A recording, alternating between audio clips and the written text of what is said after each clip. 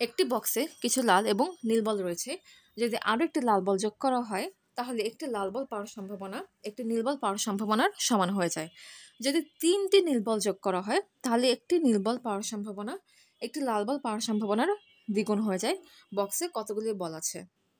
ধরে নেই বক্সে লাল বল আছে এক্সটি এবং নীল বল আছে ওয়াইটি।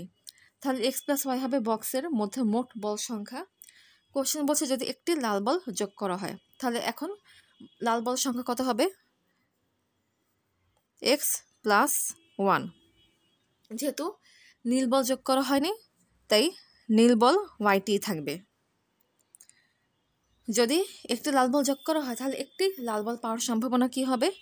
X by x plus y plus x plus one by x plus y plus one. আচ্ছা, একটা লাল বল যদি যোগ করা হয় তখন কিন্তু বক্সে মোট বল হবে x plus y plus one.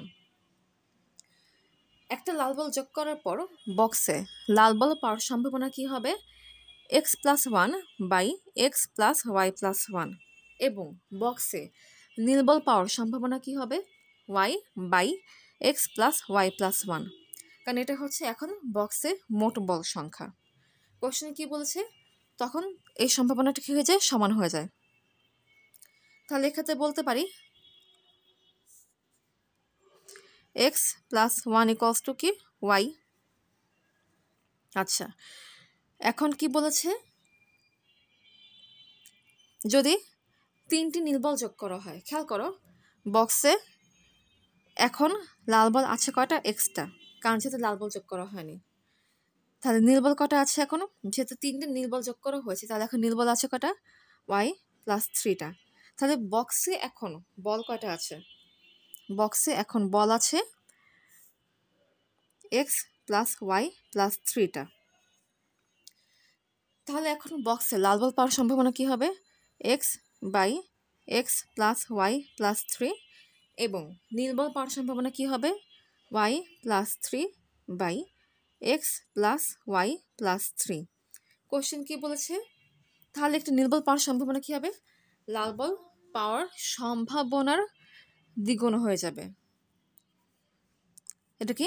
লাল বল পাওয়ার সম্ভাবনা, লাল বল পাওয়ার সম্ভাবনার দ্বিগুণ হচ্ছে কি? নীল বল পাওয়ার সম্ভাবনা। তাহলে এক্ষেত্রে কি বলা যায়? এক্ষেত্রে বলা যায় হচ্ছে 2x equals two y plus 3। কারণ এক্ষেত্রেও নিচে এক্স প্লাস ওয়াই প্লাস 3 আছে, এটা কাটাকাটি যায়। আবার এক্ষেত্রে এক্স প্লাস ওয়াই প্লাস 1 ছিল, এটা কাটাকাটি গিয়েছে। এখানে এই দুটো হচ্ছে কি আমাদের মূল সমীকরণ।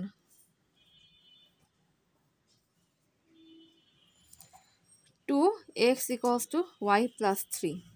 ওয়াই মানে ক্ষেত্রে এক্স প্লাস 1 পেয়েছিলাম, সো এটা এখন বসাই এক্স প্লাস 1 প্লাস 3।